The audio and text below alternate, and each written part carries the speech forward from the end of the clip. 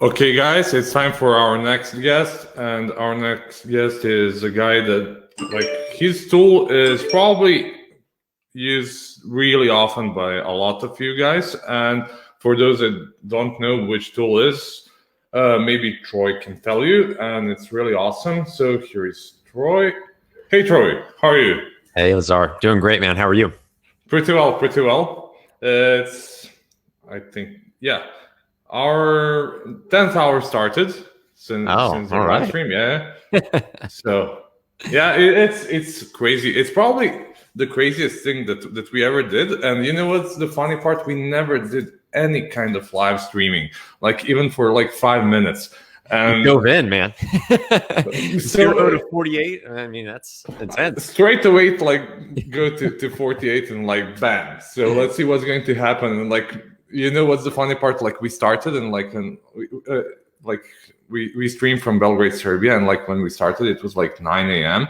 and then 9:02 server for cameras crashed. So at 9:04 we were back online and everything started working again, and that's cool. You adapted. But like, just to let you know, in case you ever decide to do a live streaming for like 24, 8, 48, or I don't know, like some crazy number, have in mind that on Facebook you're not allowed to stream for more than 8 hours like straight, or 4 hours from your phone. So Gotcha. All right. I'm pretty sure that that you always wanted to do. So can you tell us more about seller tools and yourself and that kind of stuff before we even start talking about Prime Day? Yeah, for sure. No, absolutely. So a little bit about me. My name is Troy Johnston. I started selling on Amazon in about 2014, late 2014. So it actually predates, from my understanding, even Prime Day. So started selling a good bit ago, getting into health and beauty in the early stages.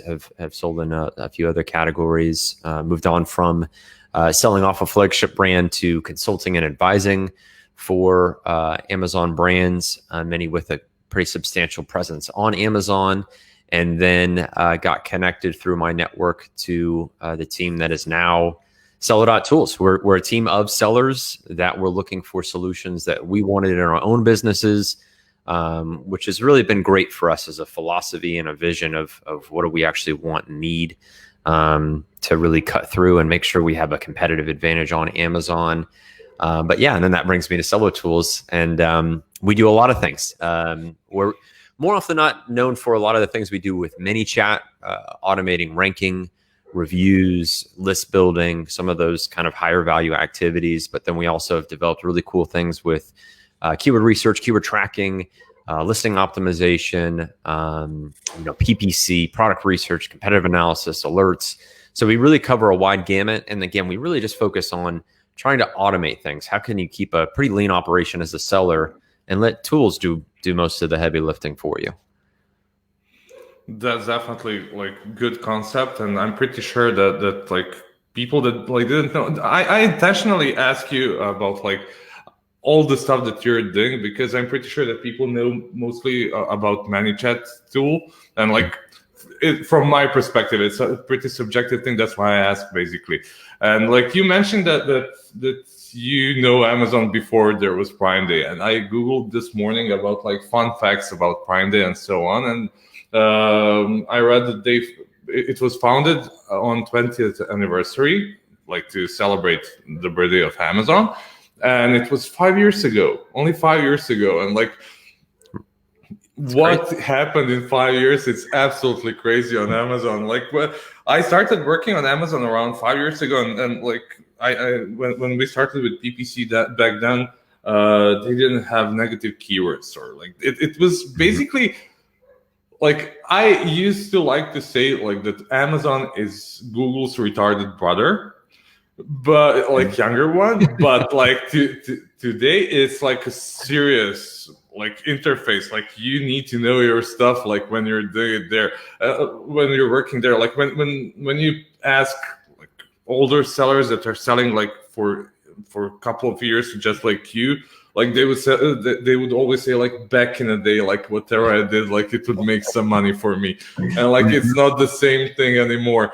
So since you're here from like Prime Day number one, like can you tell us more, like what's your perspective on Prime Day and like how it works and like how it worked over time and so on? Like the idea is to like have a casual conversation about random stuff. So like if you feel comfortable to talk about that, like I would be like more than happy to hear about that.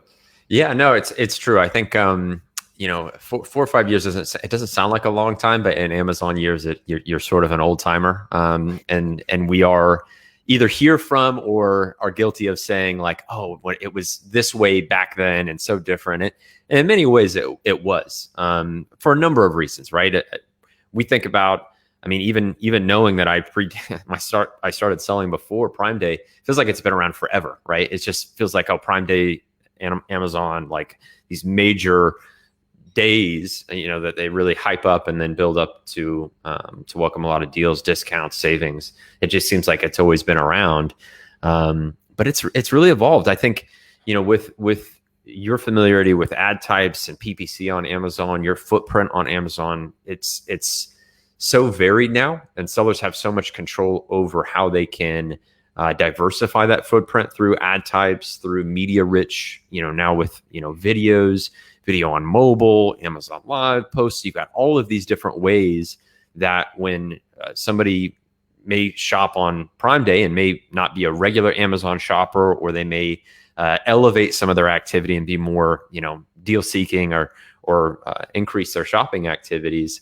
It may be the first time that they see you. So it's kind of one of those things where you want to match that demand, which is often new and unique, where people don't know your brands, don't even know your product exists, but through utilizing and pulling some of those levers for ad types and your on-page optimization, you can take advantage of these really, really insane days. I mean, it's just really crazy right now too. And Lazar, you probably see this, if you're selling on Amazon pretty actively. It's, we're seeing Prime Day equivalents that are taking place before Prime Day. And by that, I mean, we're seeing, 80% of the traffic and sales volume still taking place on Amazon just because of the influx of e-commerce activity. So it's going to be really interesting to see once we're on the other side of Prime Day, how these 2 days match up to really the entire sort of quarantine, say March, April of this year, where e-commerce is just jacked up so, exponentially. We'll see, is Prime Day a massive day, or is it just a slightly bigger day in a number of already consistently massive days? It's an that's something that I didn't even think of like in that manner. I like Prime Day is a day like when the sales are up for like 10 times or 15 times, or like doesn't matter, like comparing to like your regular sales. But like this year was crazy, like overall, and everything is crazy that happened this year. And like I mentioned, Amazon hired like 280,000 people in like 1 month. Imagine the machinery to do that kind of stuff. Like imagine their HR team doing that. Like I wouldn't be an HR in Amazon. Definitely.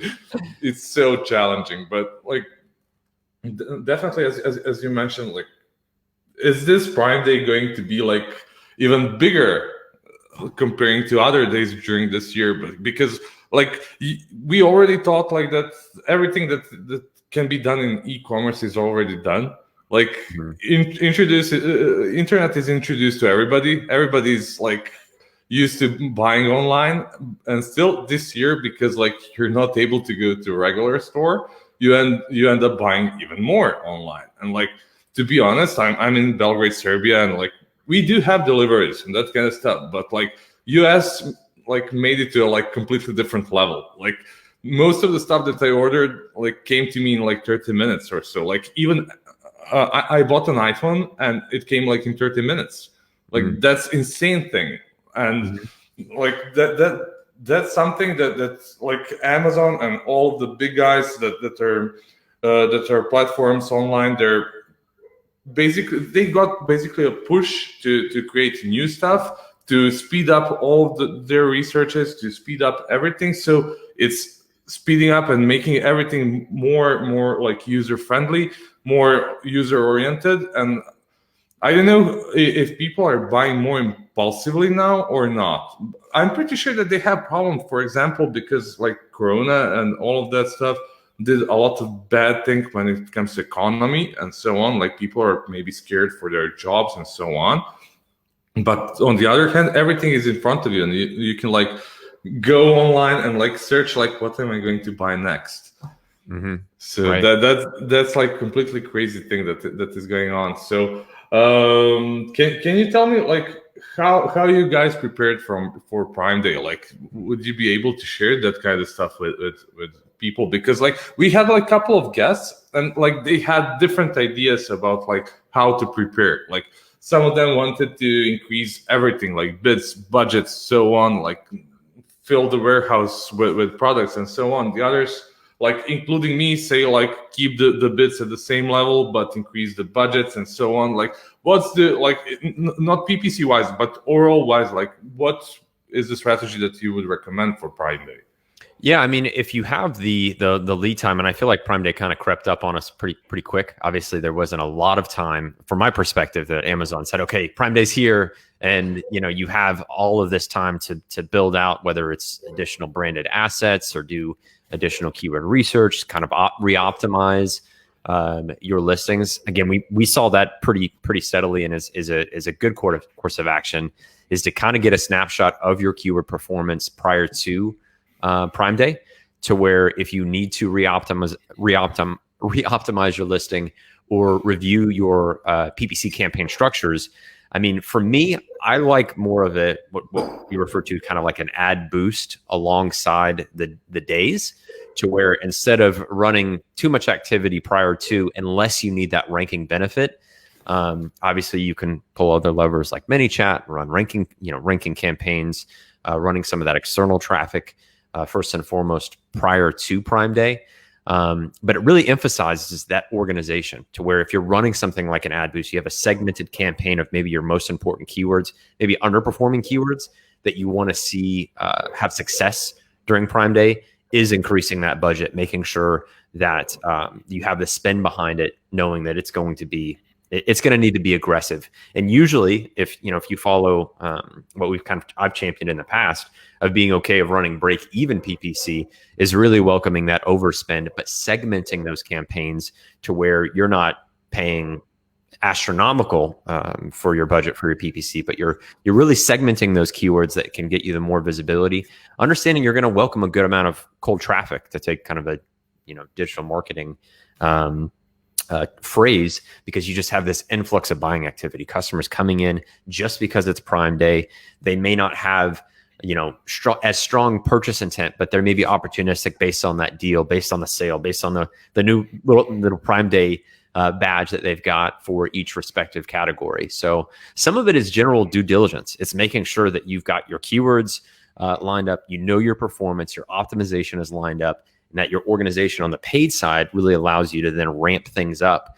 But like I said, for me, I'd rather, in preparation, look at branded assets, really clean those up, make sure that that first impression that I have for these customers, if they don't have a strong purchase or buying intent, I want to deliver a quality asset, any video, through mobile, search, my post-purchase really lined up. I just deliver an exceptional buying experience, because I could get somebody who buys my product by happenstance, but then I have greater LTV. They could turn into subscribe and save. That can turn into a customer that I re-engage and build loyalty with on a long-term basis, just because Prime Day facilitated that first sale.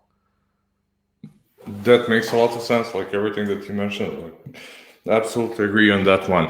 And like, what's your idea when it comes to like other dates that are going to happen in the near future? Like comparing to, like, do you think that Amazon might have the same problem like they had like during it was second quarter, with like getting new inventory, and like with all the fuss about Prime Day and like getting to Black Friday and Cyber Monday, and like one of the things that we discussed previously during the day is people are probably going to focus on Amazon during Black Friday because they're not going to go to like physical stores.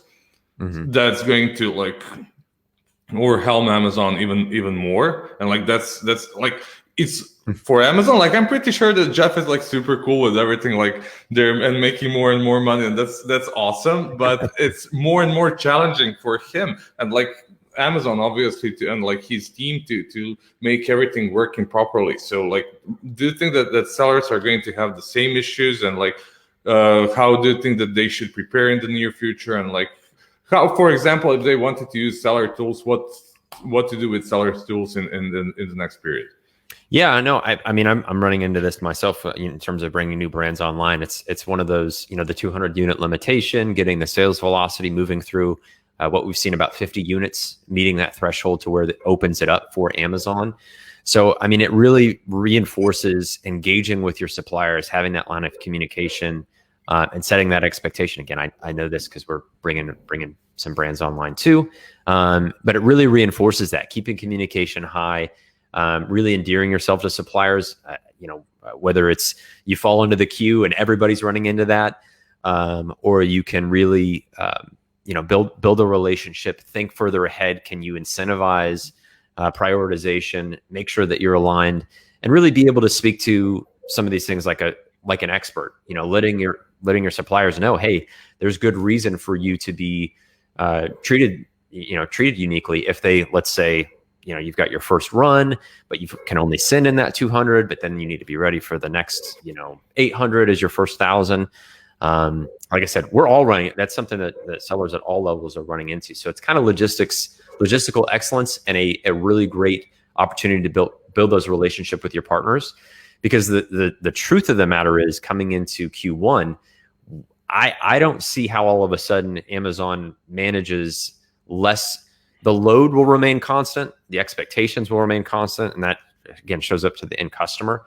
So they have to maintain logistical excellence, but they are going to probably impose very similar limitations, if not the same, for quite a bit of time. Because depending on the category you sell in, health, beauty. So we get into Q1, people are still thinking new year, new you. They're going to be buying up more product. There's going to be as much sales velocity as we see. We know that. We know Q4 has its own sort of buyer intent and purchase behavior. Q1 has, similar, it's categories where there's a greater emphasis, but all that translates into is unit velocity, more units coming out of fulfillment centers into customers' hands. So it's a really good time for sellers to commit the time, effort, and energy to make sure that they have that predictability and that systemization in their business, professionally communicating with their suppliers. But I would say that expectation of this isn't going away, that's how I'm operating, and kind of I think sellers should too. And we've seen workarounds and things that you can do. I've seen Amazon catch on to those workarounds. So I'm pretty mum. I'm just, let's play by the rules, figure out what Amazon wants, and really support that. Be able to really make that part of your workflow. And seller tools is the same way. I mean, the way that we support sellers is to let data inform decisions. It's far less subjectivity. Things are quantifiable. So whether it's managing, your ASINs, it's managing your keywords, whether that's automating some of that activity where you're creating things like alerts or triggering events based on, BSR dropping or keywords re-ranking, and you're stopping your ranking efforts. That's something that you can set up as well, because it's all about managing then your bandwidth. Where if you're if you're a team of a handful of people running a growing operation, that bandwidth management is so crucial. And so what Amazon's kind of doing indirectly is saying, you're going to have to probably spend more time on this because we're imposing those limitations. We're saying this is what we're limiting it to, but you don't make a buck unless a product gets into a customer's hand. That's the nature of a physical product business. So making the data there available, automating some of those activities to where when these things pop up, these variables that we can't account for, I think that's a big way we try to support sellers through features. So I always love it when sellers turn that corner, because I think many of them are used to using tools and saying, okay, I'm going to spend an hour or two using tools. That's not really what we want our users to do. We want them to say, okay, yeah, sure, you can spend that hour, but instead of showing up again tomorrow or next week and spending that same hour, your hour is an investment into automation. So you're saying, okay, these keywords are important to me. I want to know if my position changes. Let me know. Send me a Facebook Messenger notification. Send me an email. but I don't want to be constantly checking. We're guilty of checking sales and refreshing sales. Same goes for keywords, same goes for BSR and product, performance. You really want to pivot to that point of automation with some of those activities. So that's where I like to think we really help sellers out. Yeah, that's pretty awesome thing. And like, I absolutely agree on everything that you said. Like, one of the things that you mentioned, like new year, new me, and that kind of stuff. Like, imagine, like, for example, supplements is one of the most like difficult niches to sell on Amazon, because like so many competitors, everybody knows. Like, if you already see somebody that is selling supplements, if you see some brand selling supplements, they probably know what they're doing because you already had a chance to see them, because they're so saturated with so many brands and so on. And like, combining all of the things that are going on at this point, like, I'm pretty sure for them, January is going to be insane. Like, even though, like, I don't know for gyms in US, like, what's the situation there? Like, are you able, like, if they're open and like if you're able to go to the gym? But like in Europe, it's like semi. In some countries, you're able to go inside and like train without mask. But on the other hand, like, I went to LA and I saw people jogging around with masks, which I personally don't find like logical to do. But okay, whatever whatever makes happy like people, I'm okay with it. So that's one of the things. And like, one of the things that I think is going to be one of the biggest challenges in like this kind of situation is like, I wouldn't like to work as a supply manager in some company, because I think that's the most difficult position in like any company like that is selling on Amazon, because there are so many things that are probably not going to work okay. And like, you need to prepare your like business plan and everything, and so with your sales team and so on, like depending on the size of the seller and everything. But let's say that you're 7-8 figure seller, you probably have some sort of like sales team and supply manager or supply chain or like team or so on. And like, if they don't communicate together, it's going to be a huge deal. Like, it's going to be a huge problem, like no matter what's going on. But like, as you said, at this point, like, we cannot like see if like Prime Day is going to be like huge jump comparing to other days like during this year, because everything is already pumped up to the maximum. Or like, if it's going to be like just a random like day, I'm pretty much sure that sales are going to go up like big time, not only for Prime Day, but that this trend is going to continue, because like people are seeing like all of the benefits of buying online comparing to like going to a physical store. There are some products that I would always find challenging to sell online without like trying them, like, I don't know, sunglasses. Like I have a huge head, and like it's always a problem to buy sunglasses for me online. Like, I screwed up every single time when I tried, even though with like, there are those tools that like give you an option to place glasses and so on. On some websites, but even then, like no, it's not working. So I'm pretty sure that some niches are going to be alive in like physical form as well. But at this point, it's a bright future for e-commerce, if you ask me, basically. Yeah. No, I agree. And honestly, it's funny you bring up the sunglasses example. I wear glasses from Roka is the company, and they sell like sort of performance type glasses where they've got like grips on your like nose and your the little whatever you call them. Oh, sorry about that. Sorry. No worries. But it's like meant for performance. So like active, like I can wear this one. Yeah, so you can move. Yeah. And what they've done is they've created like a home try-on program, because I think they see this trend and this challenge of solving the problem of, okay, everything's still moving to e-commerce, but there are segments, there's industries where you've got to really interact with the product to know that it's going to be a good short and long-term fit for your needs. And so I think a lot of D2C brands are really sort of starting to solve that problem, and that's helping to continue to normalize e-commerce, because it's taking the brick and mortar, the showrooming, or showcasing. I forgot what they used to call it for people that used to go into Best Buy and like go watch, see TVs, because you're not going to have a TV shipped and then unpack it and then watch it. And then, it's just not, you're not going to be able to experience the product unless you go see it. And so, there may be few exceptions, but I feel like those cases are really becoming the minority. And these D2C brands are saying, okay, what's the hang up point? What's the objection that a customer has, not only of buying the product, but experiencing it, to know that the utility is there, the value is there for them. And so I think in a way, it's sort of directly and indirectly impacting the Amazons of the world too. And obviously, return programs, the ease with which you don't have to commit to a purchase, Amazon has impacted that. So you have this relationship with direct to consumer and Amazon where they're just making e-commerce very easy, very seamless. Next day, even 2 day, it's 30 minutes, with your iPhone, $1,000 product can just end up at your door in less than an hour. I think, we're really starting to see that. And that's where I think it's exciting for, 2021. And, Walmart showing their little videos of their drones now. And so they're competing. And Shopify, I was just watching some of the price and stock performance of Shopify's growing exponentially.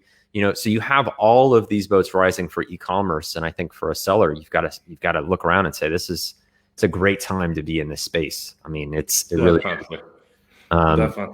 But I don't know, Prime Day, I'm not 100% on. I might be a little bit bearish. We're gonna have to see. We'll have to see once these days pass if it's truly like a massive jump, or if we are already at just such a height that it's just going to be this little rounding off of, okay, there's a little bit more activity, people taking advantage of deals. But we'll see. I'll let the numbers speak for themselves once we see what goes down. Yeah, I'm pretty sure it's going to be like crazy in whichever direction we go. Somebody, one of the speakers like asked like, why are you doing 48-hour stream like for Prime Day and so on, and like I told him like I want it to be like election night, like with counting votes and everything, like, and so on, and like because like it's so intense and like you don't know what's going to happen, and like this is exactly the situation. We can talk about this for hours and still like not to have like a real answer until it's done. So. Such a sensitive topic over here. Election here in the U.S. It's very sensitive. So it's everywhere sensitive topic. Yes. That's why everybody likes it. I don't want to touch any deeper in it, like especially in the U.S. Yes, but like let's keep it this way and like it'll be interesting. I mean, it will. I think it will. It has economic implications, with kind of goes without saying. But I think the deluge, the impact of e-commerce is just it's here. We've sort of hastened about 5 years of this this natural little hockey stick curve, and now it's just boop, it's here. And like I said, we've had Prime Days leading up to Prime Days in terms of sales volume and activity on Amazon. So it's a matter of how's this year going to end, and and I made that joke so many times of people that were we were all kind of speculating, because it's like, who has a playbook for e-commerce in a global pandemic, and then in the midst of a global pandemic, and on the other side, and like and then in the US we have a state by state handling sort of the situation, let's call it. And in Florida, things are opened up completely. So really, businesses are opening back up. Yeah. The governor has he's made his order, kind of the proclamation that things can open up, and then it's left really to the person to person, business to business to maintain what kind of guidelines that they would like. It's still encouragement of masks, and so, but it's a far cry from other states that are heavily reconsidering lockdowns or imposing guidelines themselves. So as I mentioned, in California they have masks like everywhere. Mm-hmm. But the funny part is, like, when I went there, like on the airport, nobody asked anything. They didn't ask for the test. They didn't ask like where I was or like anything. I just like walked into the state and like nothing happened. And like when I got out of the airport, like it was completely opposite. Like everybody was like in masks and like you're not allowed to do this or that and this amount or that amount, or like so many restrictions and rules. And it was like, okay. And like I come from Serbia, that is at this point, like we have like severe lockdown at the beginning. And it was really, really like difficult for a month. Like I was like locked in my house for 28 days and like not being able to go and like throw away my trash and that kind of stuff. And like after that, like I don't know. I think it's also political. I don't want to go that way, but like we don't have any like huge restrictions. We like obviously clubs and like that kind of stuff are not working, especially not late and so on. But like we are allowed to go outside without masks and so on. But it's gonna be crazy, and that definitely affected everything. Like when it comes to e-commerce, and like it's really like bad thing to say, but like obviously this kind of stuff helped e-commerce a lot. Like I'm pretty sure that like even me that I'm like early adopter to everything that is like online, and like when it comes to tech, I like place it to a like full new level like of like connecting stuff and like paying this way or another way or so on. And I'm pretty sure that it's going to be even crazier. Yeah. Well, so, I think that expectation is good. Yeah. I think it's one of those things where there's a lot of uncertainty, but things are, and that's where I've felt bad. I've had many conversations with sellers, and it's like you sort of have to accept the fact that things are good for us right now for business. Like it's a great time to be selling. Obviously, you don't want any misfortune, or you don't want to wish any ill will on anybody through any of these circumstances. But for a online e-commerce seller, this is a really good time to be in and express. I try to, but express gratitude for that. Take advantage of it. And try to really thrive. Keep solving solutions, because people have problems, small and big, right now, and we can solve a lot of those through our businesses. That makes a lot of sense. Like when we experienced everything like that happened and so on, and like we saw a lot of sellers, like obviously one small portion of them like thrived from the beginning, and the other group was like so concerned about their business and what's going to happen, and like if they're going to just like close their businesses because all the bad stuff happened and so on. But like after 2 weeks, like everybody found a way, like this way or another. They're like, okay, it's like first wave of like unexpected stuff, and like we don't know what to do. But like after 2 weeks, we're like, okay, we know how to solve this problem. Like we can live with this, and we can make even more, or like work even harder, and like just to change the way of thinking. And that's one of the really cool things about Amazon, because you're able to change really fast. I know that's it's challenging, especially for bigger brands, but like what we saw is that a lot of FBM started for sellers. Like sellers started renting their own warehouses and started to fulfill by themselves stuff. So and that's something that they wouldn't do in their lives ever before. And I'm pretty sure that Amazon didn't have anything in mind for that, because like they were already stuck with a lot of stuff on their end, and like a lot of things that they needed to do, and like ended up having people like trying to like take a bit of their burden and like switching it to themselves. It helped them as well. So I don't know, like you have keyword ranking, don't you? Yeah. Do you have some, I don't know, this is like a really question that you maybe didn't expect, like like in the past, like everybody would say like it was like Amazon 101. So if you're FBA, Amazon prefers for you to be FBA, so you get like better ranking, because like there's a list of things why is that way. But like, do you think that if you're FBM, do you still rank like lower for certain keywords comparing to FBA, or like, I don't know if that makes sense?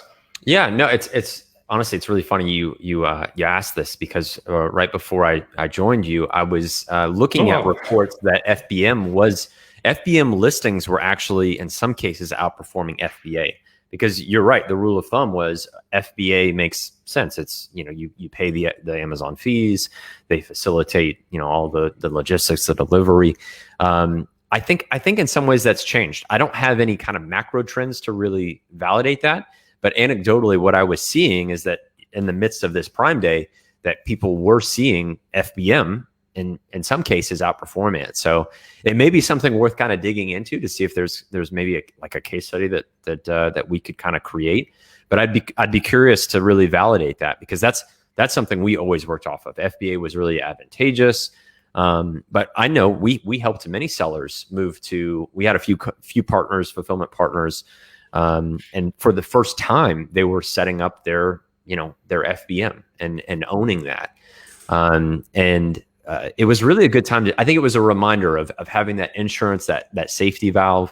But I know some sellers really stuck with that and now have that FBM presence to be able to facilitate orders. But I don't have anything necessarily in terms of the keyword insights to validate that. But it's interesting times. I know about a month ago, we got reports of kind of an algo shakeup where people were dropping out of top 5 positions for keywords to approximately or position 30. And this was happening with a slew of sellers across a wide variety of categories. So I don't know if we're seeing kind of a shakeup with this time of year. There's a lot of speculation behind that.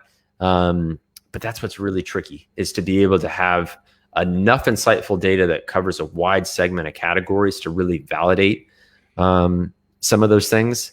But I think this is going to be an interesting one, because it's such a staple now, I would say, FBM as an option, that we may see over time, and with more data, that rule of thumb may change. FBA may not be the only way in which you can rank and maintain rank for your most important keywords.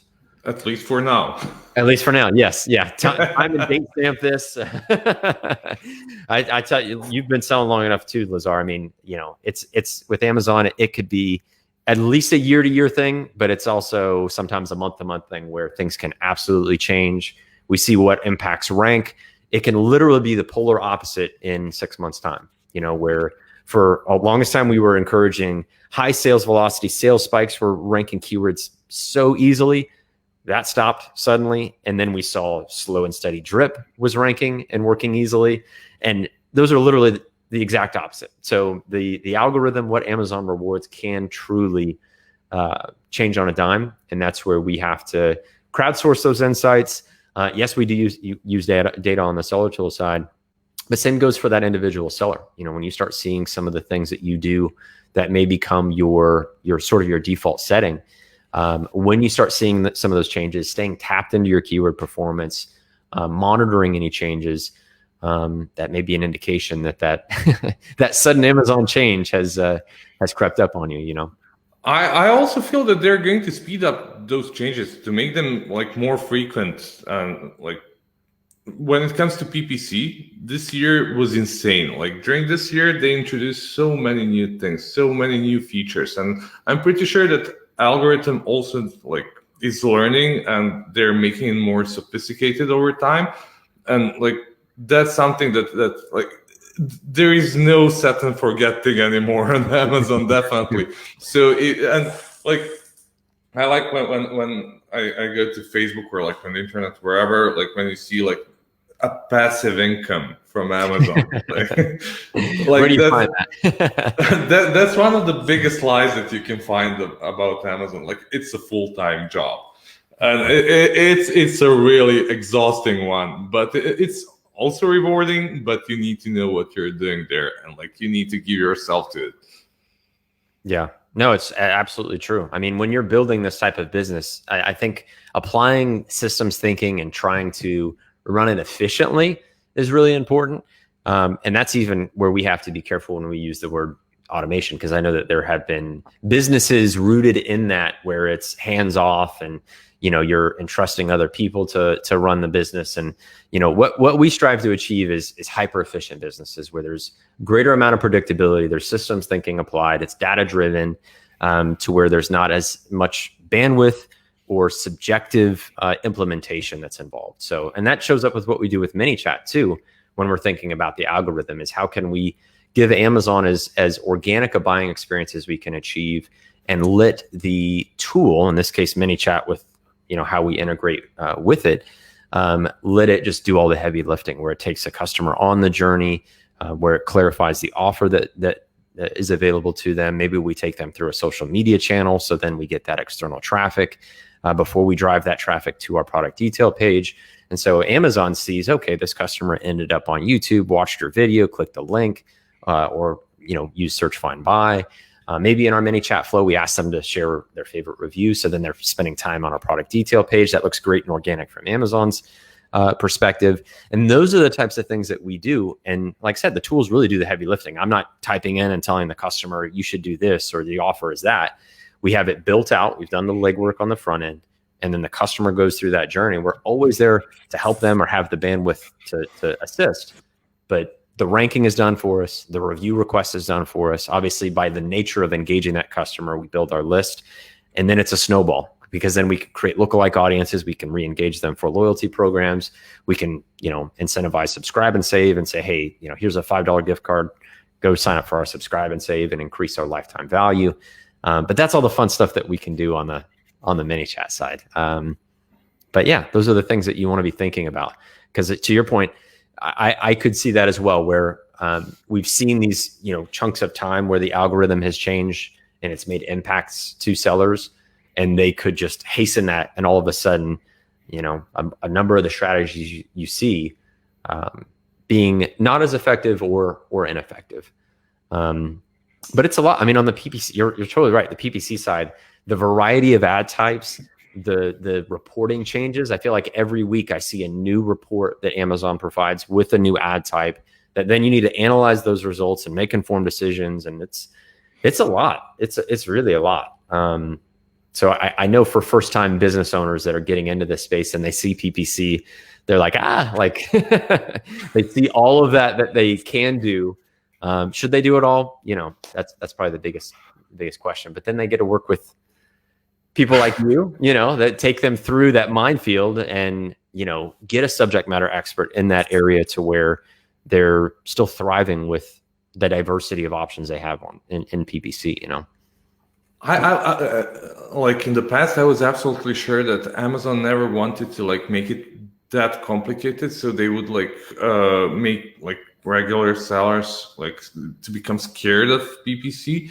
But over time, they're making it more and more sophisticated. So you, at this point, really need to know what you're doing, or you're just going to throw away money and burn it.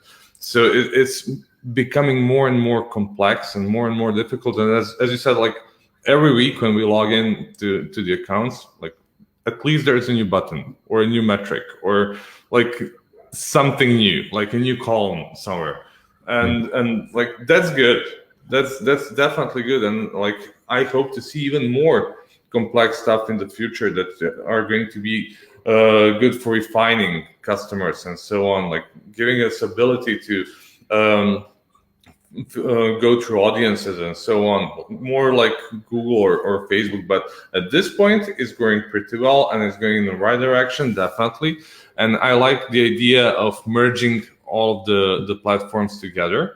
So that's something that is pretty huge for us.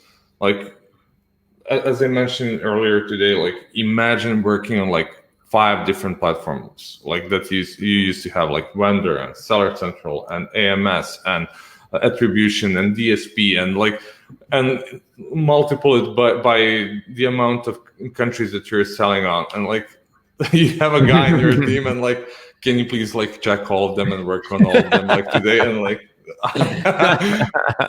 that's not going to happen. Yeah. So tools are really good. I'm the old school PPC guy that's really likes Excel, and I'm working in Excel all the time. But the reality is that hybrid. like to have a tool that is automated, but like, and to have a person to check it. And that's the thing, how to do it. Because like when somebody says like, oh, I really hate tools and like I don't like how they work, it's because like it's not set and forget. Like you need to set it, but you need to work on it. It's just a tool to like speed up your mechanical stuff, like what you're doing, like repetitive tasks, like you want to do keyword harvesting. Like if you have a rule, like and you don't want to do it like 15 times in a week through markets and so on, like maybe a tool can help you, and like maybe you can just review it or so on. So right. No, it's a great point. In terms of the philosophy, I'm very much on the same page. When you can set up some of those rule-based sort of those triggers to where the tool sort of sets things up for you, but that human implementation makes sure that you are approaching things strategically and an expert is actually applying some of those changes. And I think that's a great philosophy for where PPC is moving on Amazon. I mean, you mentioned DSP. I mean, it requires a human to get in there, and it's such a high potential, ad platform. There's just so much that you can do with that I think, sellers that maybe haven't seen it or have only scratched the surface. I know that we're doing a lot of really cool stuff with DSP, but it's a relatively complex system to deliver the ads and gather the insights and monitor the reporting. It's not the same as doing little quick bid optimizations. It's there's complexity there. Definitely. Yeah. Like combination of like not being able to get it, like it's not available for all the sellers. Like we provide it to our customers, so it's okay. But like overall, like it's not available for everybody, and also it's complex. And like that combination, like doing something that not many other guys are doing, like it's giving you such a huge advantage. Like video ads, for example, like some of the niches, like when they start with video ads, have just a couple of sellers that are having the videos to provide for those ads, and like they're having such a huge advantage at the beginning comparing to others. Like even if you get some competitors, it's not like that all of the sellers are going to get videos in like next 2 or 3 months. So you have like a couple of months, like even 1 quarter of like extra sales just because you were able to provide something that others didn't. Right. And I don't know if you're seeing this too. I mean, the videos don't have to be like these high production videos. They can be very simple, graphic, little movements, branded videos that still, just because of the quality of the product, the placement, it's working exceptionally well. I don't know if you're seeing that, but it's such a huge placement. You need to click on it. Like, whatever you place there, like even if you have me in the video, somebody would click. Just holding it up. It's just because it's like such a huge real estate, and like everything is like just staying there, and this is like the only thing that is moving on the page. You literally need to click on it, and like it makes so much difference for people. That's why I feel bad. We were talking about it on Prime Day. It's like being ready. Like if I had people 2 weeks prior, I would say those are the types of things of getting your DSP, getting your assets ready, kind of building things up, and then that way, day of, even if you're overspending, you have such a solid ad type and a unique experience for those customers that there's a lot of leverage there. And so, maybe as we get into late, Black Friday, Cyber Monday, as we get a little bit further into Q4, not to say you have to do it on those major holidays necessarily, but it's just there's such an edge to leveraging those types of ads. Yeah, it's not like that you need to, but like it would be really good to have it. And, like no pressure. Yeah. So yeah, definitely. Like if you guys don't have video ads or like some of the ads options that are like recently added, like custom image ads, and that like custom image ads are working exceptionally good for us. Like that's something that we saw, like sponsor brand ads, like with custom image, they're working really, really good. And not only that they're working really good, like they increase the sense of product being premium. Mhm. Like if you, it's so easy to get a really good visual, to get a really good banner for your product that is going to like make it to be like to give it like extra edge comparing to others. So like it's not late to do it. I know it's Prime Day, but like for the future, like I definitely suggest doing it. Yeah, and keep those assets on hand too. I mean, that strategy I mentioned for ManyChat, that's something we're doing, encouraging sellers to do. Is it's kind of it's a concept called social link laundering. But essentially, what we're doing is before we have a customer end up on our product detail page, we're directing them through that social media channel to make the most of that external traffic. And you can take that asset. It doesn't 15, 20-second little video. Obviously, dimensions may be a little different as you upload it to YouTube, but have that YouTube video, that video presence. Use your description to give your customers direction. You can even have a little graphic pointing them down to complete the steps. But that's really huge for ranking benefit. And it's kind of intuitive, right? You're sending some, you can send some customers directly to your listing, some through YouTube to your listing. All of that has a really great organic feel, and that is organic buying experience and that perception from Amazon. That's when you really can, really knock out some of your ranking efforts. Cool. I'm not really sure if you're aware that we're talking for 15 minutes now. Man, like flies. this was like super fast for me, like 15 minutes. And like, to be honest, we're having like next call, like next guest in 10 minutes, and I would like to go to the toilet. So is there something that you would like to share with our listeners that you think is going to provide extra value for them? I would say implement that tip. I think looking at a DSP, if it makes sense for you, it's really important. Again, it's working like gangbusters because it's opens such a new fold to your paid advertising. But then there's so much analytics and insights that come with that. So if that doesn't make sense, no big deal, but that would be worth looking at. That ManyChat tip is really strong. Again, if you're struggling with ranking, if you're looking at utilizing some strategies with ManyChat, obviously we've got free flows that you can utilize through Solo tools. But those little pieces where instead of just directing them right to your detail page, just get that external traffic that can impact your ranking. And yeah, hopefully everybody's having an awesome Prime Day. Stay on top of your keywords. It's all about keywords. Everything we're talking about, it's keywords is still the biggest piece of the equation. Capturing that buyer intent, that search intent. So stay on top of them, set up alerts, whatever you need to do to make sure you know what's going on with your product, because it's all about keywords. So, but hopefully everybody's having a great Prime Day. Awesome. Thank you so much, Troy. And like, thank you again for being able to join us in such a short notice. And I wish you good Prime Day as well. Thanks, Lazar. Appreciate it, man. Have a good one. Bye. Yeah, you too.